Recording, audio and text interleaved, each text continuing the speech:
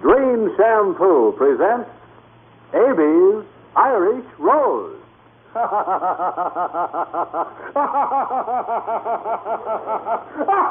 are you laughing at? What am I laughing at? I am just laughing. What's the matter? There's a law against that?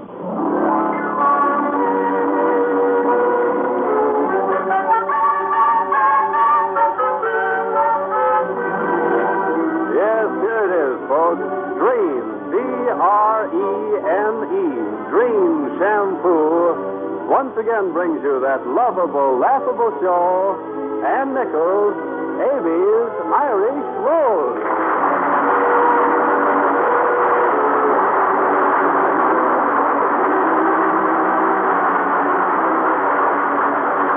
Well, this business of being summer hotel owners is getting more and more complicated for the two fathers, Patrick and Solomon.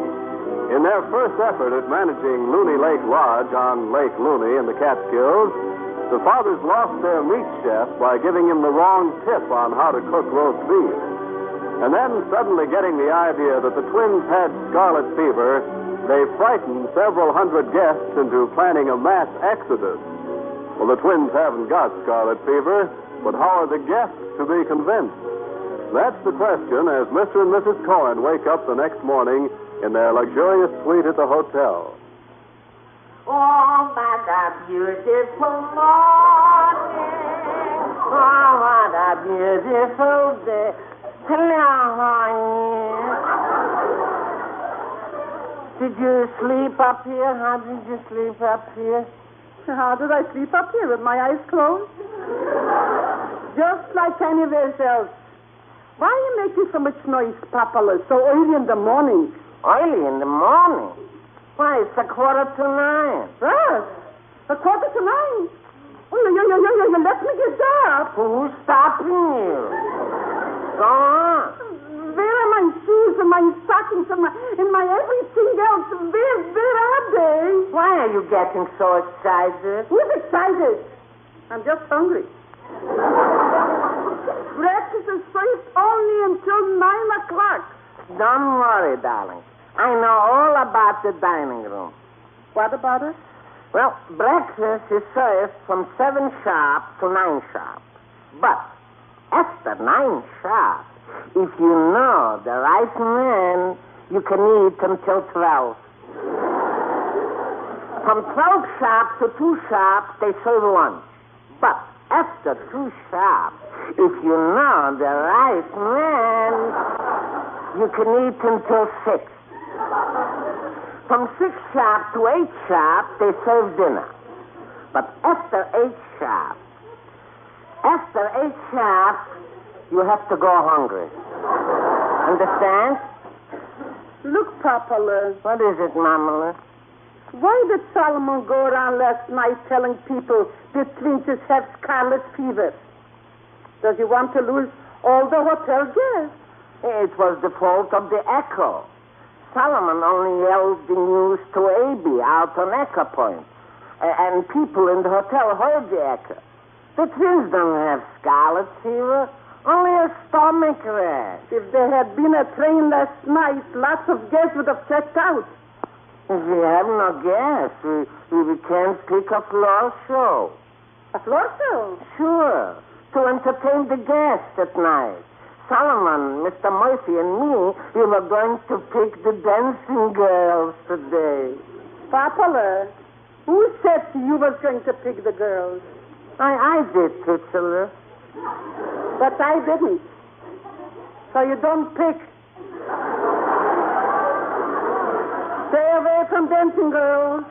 But, darling, Solomon and Mr. Murphy only want me to look at them. Well, if you want to look at a girl, look at me.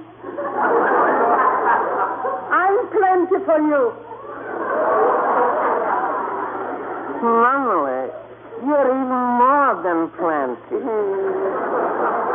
Thank you. Tutala. Look, ain't I got the skin of a young girl? Sure you have, honey.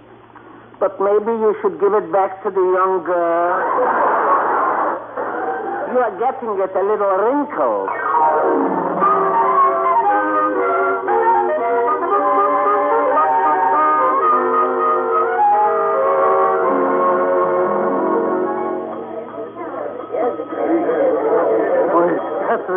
This lobby is a sad sight.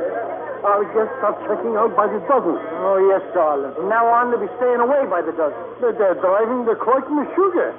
Listen how they're ringing the bell to pay their bills. Oh, come on, let's go out on the veranda. All right. Now, what can we do? I have been telling everybody that Windsors don't have scarlet fever. And so have I. Dad, Papa Murphy, you know, if this keeps up, the hotel will be empty by noon. It'll be before that, Abie. Long before that, Abel. They all want to catch the 10:10 train. Yeah, look at all those taxi cabs on the drive there. Looks like they've called every cab in the whole township. The driveway is lined with them. And that ain't what you call a silver lining. It certainly isn't. And those that don't leave by taxi cab, they will go to the railroad station in our bus. We will be helping them go. Well, you can't expect them to walk, Dad. You know, it's 4 miles to the station. Abel, I spent years educating you to be smart. Couldn't you get an idea how to stop them? Well, gosh, Dad, I don't know. Once people get panicky, they're pretty hard to handle. Hello, boys. Hello, everybody. Good morning. Good morning. Hello, Mamla and Mr. Corn. Have you figured any way to stop the guests from checking out? No, have you? Well, I'll put my brains to work. Papa, up here your brains are on a vacation until Labor Day. But Mrs. Cole. Solomon, you keep quiet. Your brains are on a vacation a whole year round. Besides, I'm mad at you two fathers. You're mad at us? Why? Right, because you two talked my poor little papa into picking dancing girls. What do you mean we talked him into it? We couldn't keep him out of it. So, Isaac, Papa, don't let me catch you around those girls. You hear me? Is it all right if you don't catch me? Mama? I'll answer you in 2 words. No. Right. Soon the girls will be here, but what good will it do with all our guests gone? Hey, look. There's Papa. He's gone. I don't know. Maybe he stepped inside. If he went to meet those dancing girls, wait till I meet him.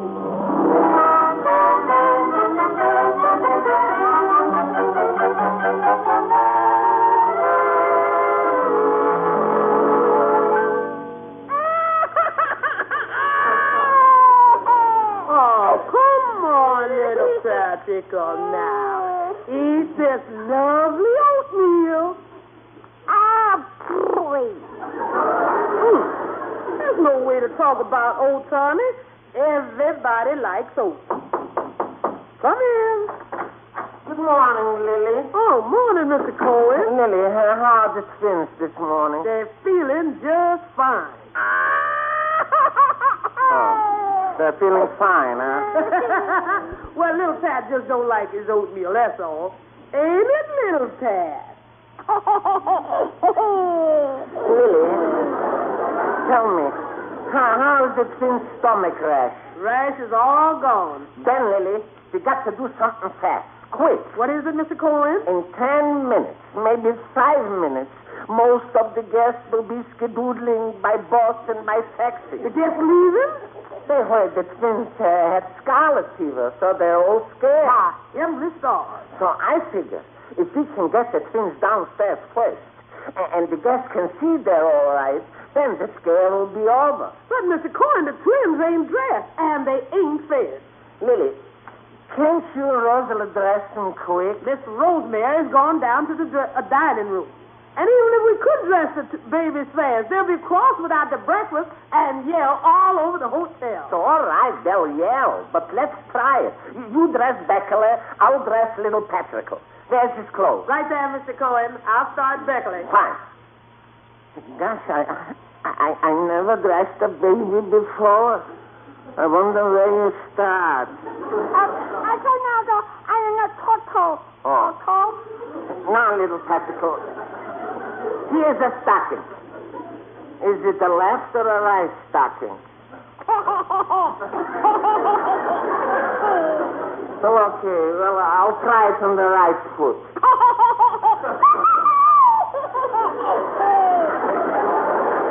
I didn't mean to tickle you.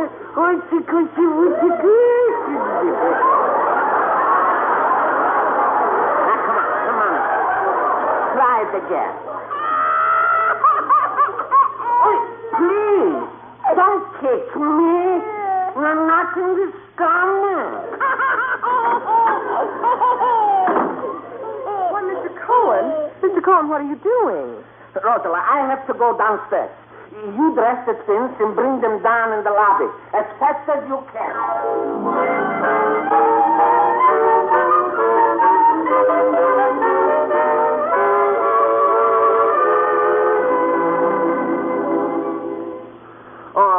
Oi, in 5 minutes, everybody will be leaving. Morning, Mr. Cohen. Who are you talking to? Oh, hello, Seth. I was talking to myself. Yeah, that's what I thought. Looks as though the hotel has turned away lots of business this morning. Yeah, you can say that again. I've been around these parts 70 years, and I never seen this happen before. Well, I guess I'll be going about my handyman work. Seth, you sound tired this morning. I sat up very late last night. I didn't get to bed until nigh on 8:30. Why did you sit up so late? Oh, I was sparking a gal. So, you got a girl. Sure, I got a girl. Wonderful girl, Mr. Cohen. Her name is Elvira. Elvira? Mm-hmm. Are you engaged? Sure are. Been engaged 35 years. 35 years? Why hadn't you got married? Oh, Elvira ain't one to be rushed off her feet. But 35 years? Well, in the summertime, I'm too busy to go over to the county seat to get a marriage license. Well, how about the winter? Roads are bad. Well, I guess I'll be getting along. Listen, Seth, did you see all those people in the lobby? I didn't need my specs for that. They're all checking out to catch the 10:10 train. They think the babies have scarlet fever. In a few minutes, I could prove to everybody they're all right. But I don't know how to keep the guests here until then. Have you got any idea, Seth? Well, I ain't worked around Looney Lake for 50 years without getting ideas. Yeah, what's the idea? Oh, I don't know yet. I'm working on it. Excuse me whilst I think. Why, he's working on it. With 2 minutes to go, he should put more men on the job. Papa, where was you? And why are you talking to yourself? Because I like to talk to an intelligent man. I hope he figures something out. Oh, what? Then, why? Seth, the handyman, he thinks he can keep the people here for a little while longer. How's you going to do that? What is he, a miracle man? Don't ask me. He's working on it. Oh, Papa, look! Look, people are running to the taxi cab. Oh, there's me.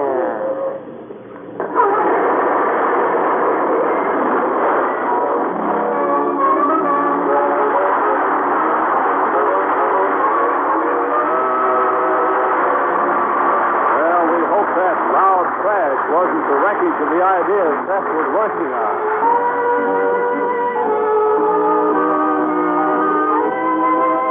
When a man says goodbye to the girl he loves, there are lots of things he thinks but doesn't say. Things like the words of that song. I'll be seeing you in every lovely summer day, in everything that's light and gay. I'll always think of you that way. Yes, every time he sees something lovely while he's away, he'll think of her. So, girls, if you want some man to feel that way about you, make sure his memory picture of you is a lovely one. And start with your hair. Keep it always glamorous, shining. That's why I keep urging you to use Green shampoo with hair conditioner. This wonderful improved Green gives you a combination of beauty advantages found in no other shampoo. Green actually reveals up to 33% more luster than any soap or soap shampoo. It never leaves any dulling film on hair, as all soaps do, to hide the natural luster. Green brings out all the shining beauty, all the dazzling highlights. And now that this new improved Green contains a marvelous hair conditioner, it leaves hair far silkier, smoother, and easier to manage, right after shampooing. No other shampoo, not a soap in the world, leaves hair so lustrous and yet so easy to manage. Only Dreen with hair conditioner. So, girls, for glamorous, shining hair that makes a man find you unforgettably lovely, always use Dreen shampoo with hair conditioner.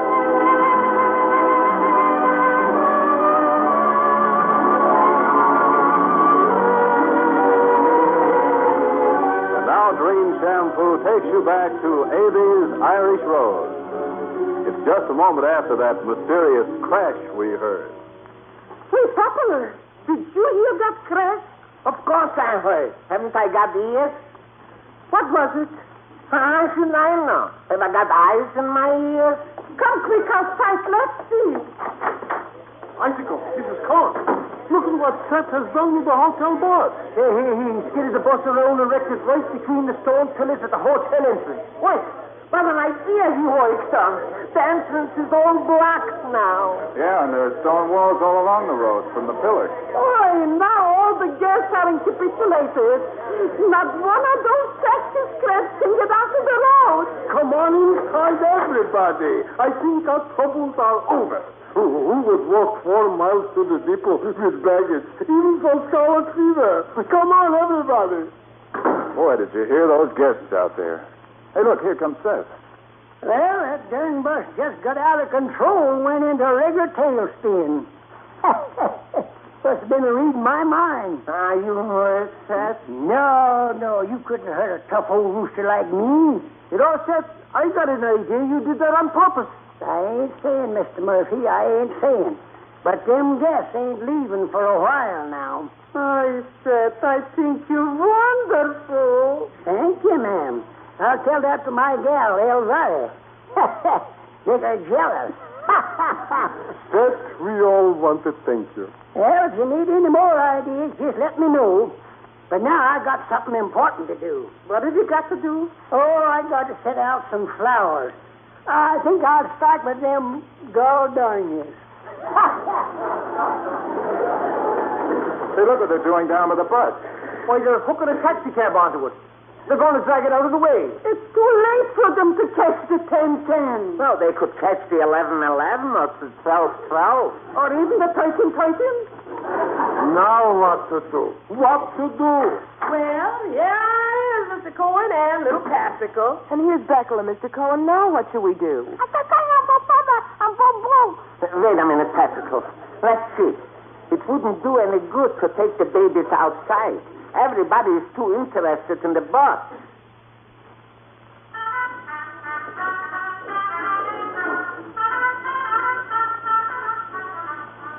I got an idea.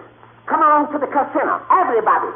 I'll hurry ahead to speak to Harry Horn, the orchestra leader. Come on, everyone. Then Papa will get an idea. It could be anything. It usually is. But there's a casino I heard, little cat. You think you're going to like dancing?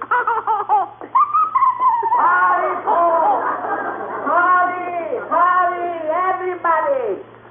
I got a door arranged with Harry Horner. What have you got arranged? Some of his musicians are here, and they'll play while Lily sings. This will attract the guests back into the hotel, and then they'll see the twins are all right.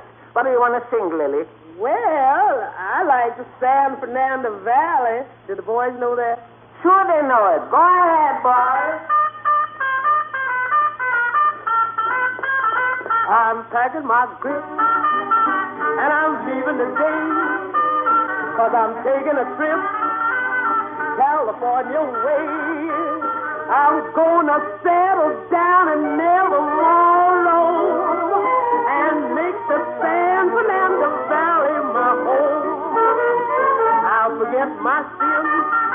I'll be making new friends where the west begins and sunset ends, 'cause I've decided where your truly should be, and it's the San Fernando Valley for me. I think that I'm free from Satan. He will be waiting when my lonely journey is done, and kindly old them troubles, made us a promise. two of the fun. Don't hit the trail to the cow country. You can find my mail. KRFD. I'm gonna settle down and never more road and make the Panther and the Valley my home.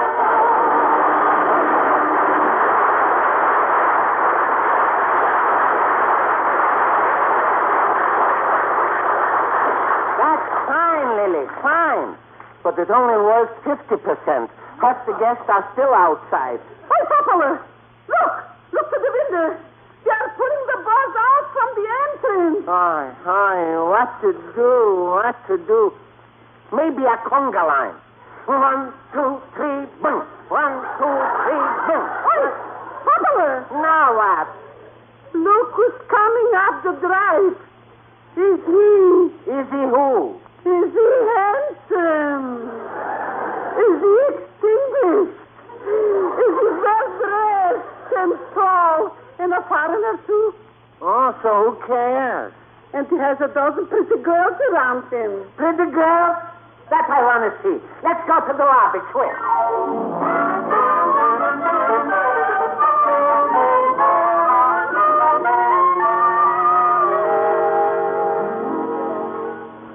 Say, Patrick, look how all the men guests are following the pretty girls up to the hotel. Oh, yes.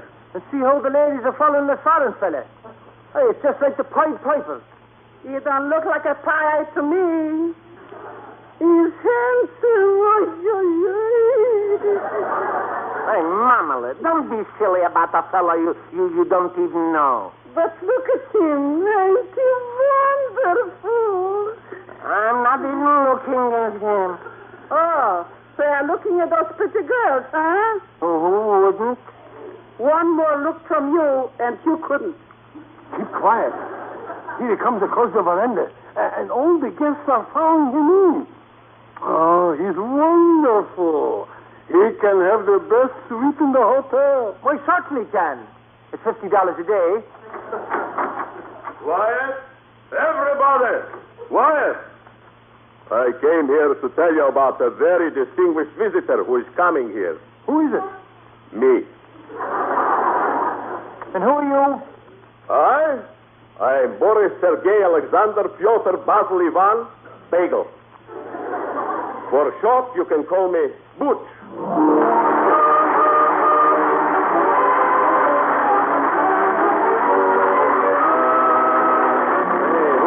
Boris Sergei Alexander Pyotr Basil Ivan Bagel. We mean Butch. Girls, you know what spells romance to a man? Well, just this. A night in June, a soft, pale moon, and you looking your loveliest with a flower tucked in your shining, glamorous hair. You say you'll never know what a shining difference in glamour a shampoo can make until you use Dream shampoo with hair conditioner. Suppose you're washing your hair with soap, cake soap, liquid soap shampoo, or any other shampoo except Dream with hair conditioner. Well, now listen.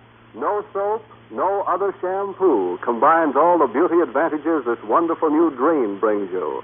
Dream reveals up to 33% more luster than any kind of soap because it never leaves any dulling film on hair as all soaps do to hide the shining loveliness.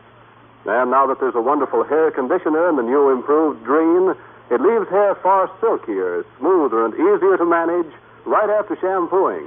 Besides, Dream completely removes every trace of flaky dandruff the very first time you use it. No other shampoo of any sort combines such luster and such manageability with this complete removal of dandruff. Only Dream shampoo with hair conditioner. So if you want this three-way beauty care, always Dream your hair. Use Dream with hair conditioner, the only shampoo that can make your hair look so lovely. Remember, insist on Dream shampoo with hair conditioner or ask your beauty shop to use it. And now Dream shampoo takes you back to Abie's Irish Rose and to that distinguished visitor, Boris Bagel. Oh, Mr. Bagel. You're a long way from Russia. It's 50-50. Russia is also a long way from me. Where were you born in Russia? Was I born in Russia? Of course. What part? What part? All of me. I mean, what part of Russia you come from? Did you ever hear of Pinsk? Pinsk? Sure. I'm not from there. Did you ever heard of Minsk? Why, certain to. I'm not from Minsk. Did you ever heard of Omsk? Why should I? You ain't from there either. Ah, my little penguin, what a noodle you have. Who's talking about soup? Where you come from? To get to my town, it's Omsk to Minsk to Pinsk. Sounds like a double play with the batter out at first. Quiet, Patrick, quiet. This is a very important guy. Mr. Bagel, what could we do for you? Have you got a suite? All I need is a sitting room, a bedroom, a drawing room, a sleeping porch, and a place where I can wash my hands. Sure, Mr. Bagel, that we got. Is there anything else? Boris Bagel, your distinguished visitor, wants only one more thing, my little penguin. No, now I'm a little penguin. Mr. Bagel, what else is it you want? Boris Bagel wants a position. A position? You mean you want a job? How dare you? A Bagel never accepts a job. He has to have a position. What kind of a job? Look, my little... Don't call me a penguin, I'll smear you. What kind of a job are you after?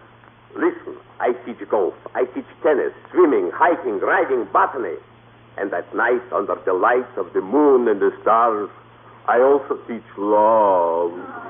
What, Mr. Bagel? And also love. Now, see here. And also love. Would you like to be our athletic director? Athletic director? Well, for you as a sideline, Bagel will do it, providing you give me 5 rooms and a lot of money. Listen, Bagel, that job pays $15 a week and a room in the attic. A room in the attic and $15 a week? That's all. Since you talked me into it, I'll take it.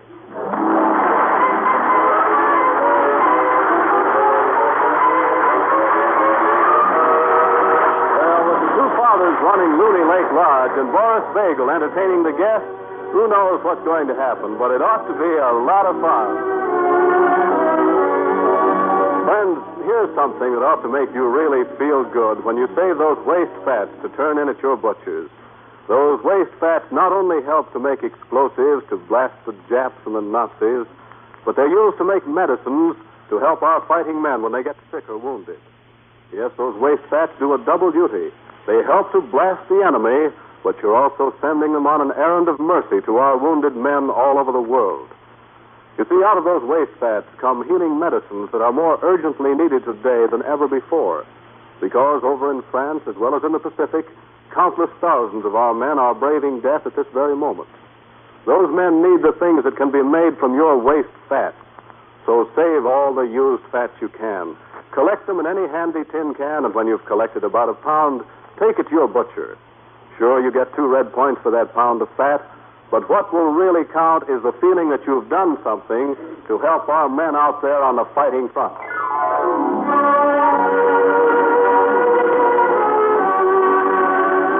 Be sure to join us again next week at this same time for another adventure in the lives of the Murphys, the Levies, and the Cohens. Abie's Irish Rose is dedicated to the spirit of freedom and equality.